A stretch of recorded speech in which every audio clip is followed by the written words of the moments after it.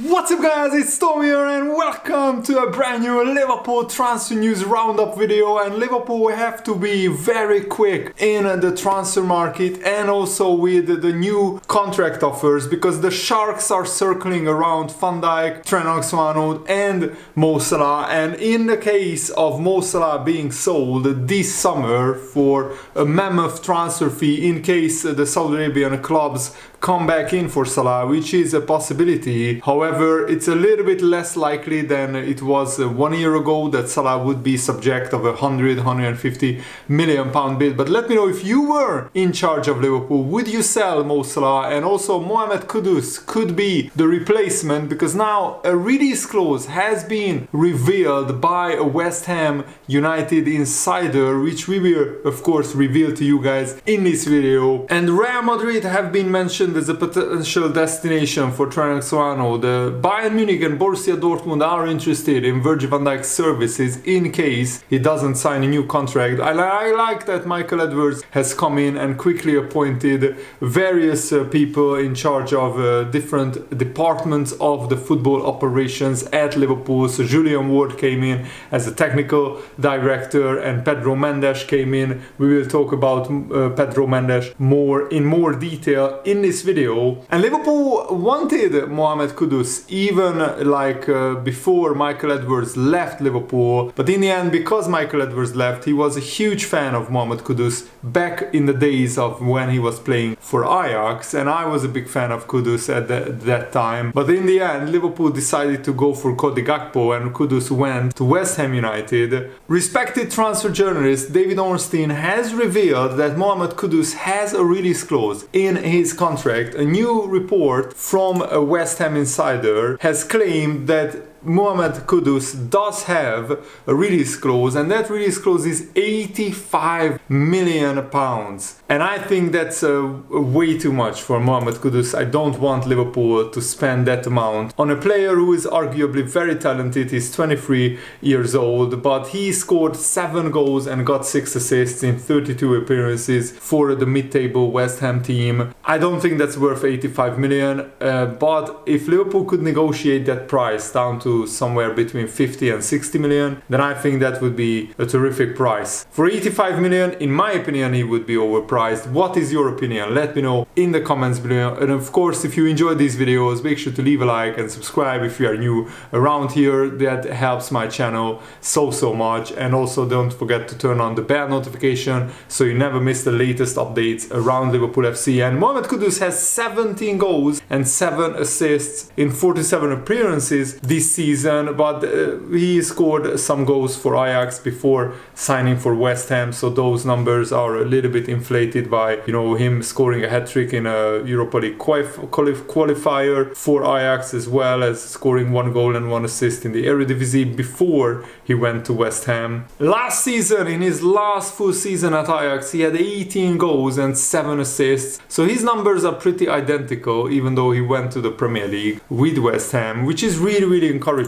So a well-placed West Ham club source have confirmed that Mohamed Kudus insisted on including a release clause in his contract when he signed for West Ham, and it was essential for the completion of the transfer, because Brighton even wanted to buy Kudus before West Ham, but Brighton didn't want to insert a release clause, so Kudus decided not to sign for Brighton. The release clause is a similar amount to Lucas Paqueta, but the specific timing and conditions around triggering the release clause remain undisclosed for strategic reasons. So of course, rival clubs don't know when that release clause can be triggered, or at least when the lower release clause maybe comes into place. But right now his release clause definitely is 85 million pounds. And this West Ham source claims that a narrow window exists when this release clause can be activated. So West Ham have understandably withheld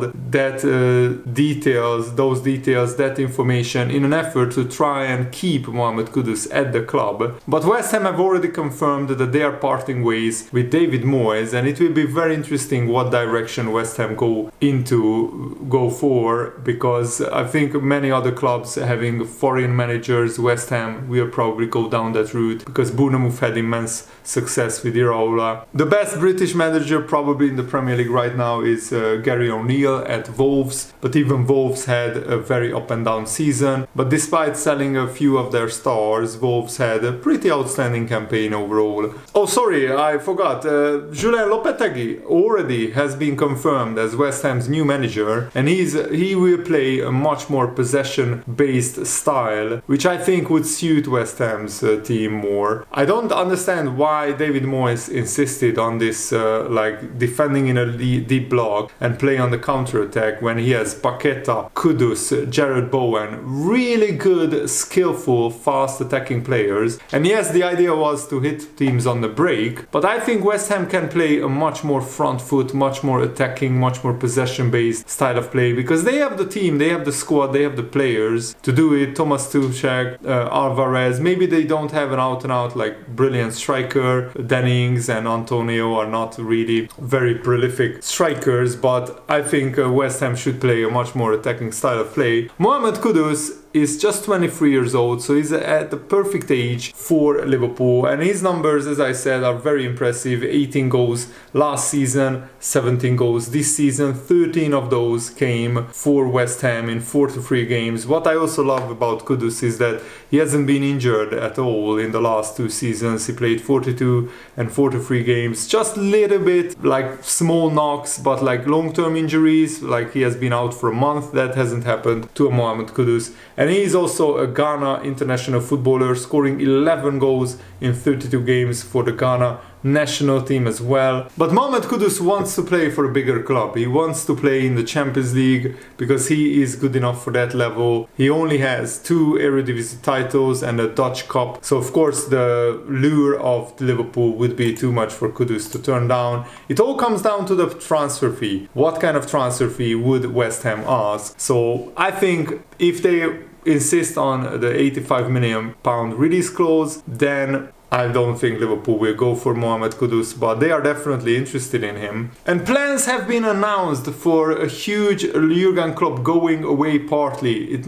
will not be an open-top bus parade, because holding one after just winning the League Cup will get ridiculed and criticized. But an evening with Jurgen Klopp and special guests will be held on Tuesday, May the 28th. So probably a week after the Premier League season finishes, and this night will feature live musical performances from local bands at Liverpool, and it will be at the M&S Bank Arena in Liverpool. So of course I will try to get some footage of that, because I want to see how this farewell party goes for Jurgen Klopp.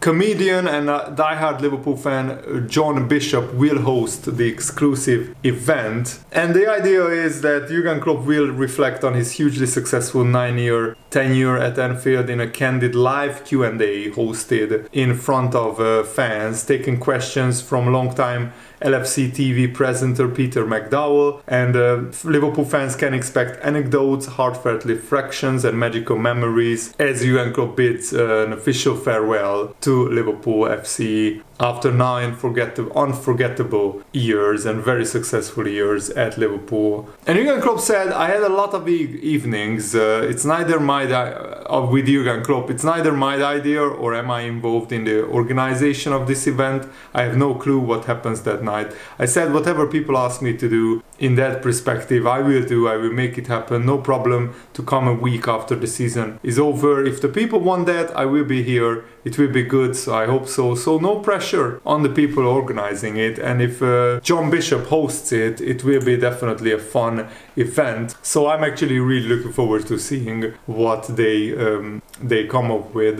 And of course the most emotional farewell moment will be the Liverpool-Wolves game. I'm already a little bit dreading that, because I don't know how I will feel seeing Jurgen Klopp for the last time managing Liverpool. It will be definitely a very, very emotional day for every Liverpool fan, but every good thing comes to an end and at one point or another in life, and we just had to embrace and enjoy the ride. And this was my absolute best, most favorite ride as a Liverpool fan. I hadn't had this much fun under any other manager as I had under Jurgen Klopp, and I include everything in it. So it's definitely has been a very, very enjoyable and very successful ride, and it's more about just the trophies, because being a Liverpool fan is such a absolutely brilliant experience, experiencing the highs and lows of each season, and just embracing this challenge that Jurgen Klopp had to try and win trophies in the most competitive, the hardest league in the world, the Premier League. Definitely, maybe not the most competitive in terms of it's almost always Man City wins it, but it's definitely the hardest league to win. But I'm also looking forward to the next chapter with Arne Slot in charge, with Michael Edwards, Julian Ward, Richard Hughes back at Liverpool. It will be very, very interesting how they will shape the Liverpool squad of the future. And I also want to dedicate this segment to Pedro Marquez, because I didn't have as much time in yesterday's video to talk about him, the new director of football development for Liverpool and for FSG as well. Pedro is a football intellectual. He can distill a game model down to a set of simple categories and moments. So Pedro Marquez resigned as Benfica's technical director, and he will start at Liverpool, and basically he will be the employee of FSG themselves, the owners, and he will start at Liverpool on June the 1st, and he will immerse himself into the culture of Liverpool Football Club, but his responsibilities will go beyond just Liverpool FC, because Pedro Marquez will be a central figure in FSG's global expansion plans, and it is easy to understand why. A decade ago, when Marquez was first team performance analyst for Manchester City, carving out a reputation as a creative tactical thinker who saw the game through a different lens. Wilson approached him with a similar project in mind. City Football Club, the multi-club empire with Man City at its heart, was beginning to acquire teams around the world, and he needed someone with the expertise to roll out its vision across different countries. It was a big job, and it came with a big title, and Wilson, who was the City Football Group's director of football services, he knew that Pedro Marquez would be the ideal candidate. He explained, "We were tasked with writing a football blueprint that we could pick up from Manchester and take out to Australia, a coach and guide them on how to install that in Melbourne, then the same to New York, because the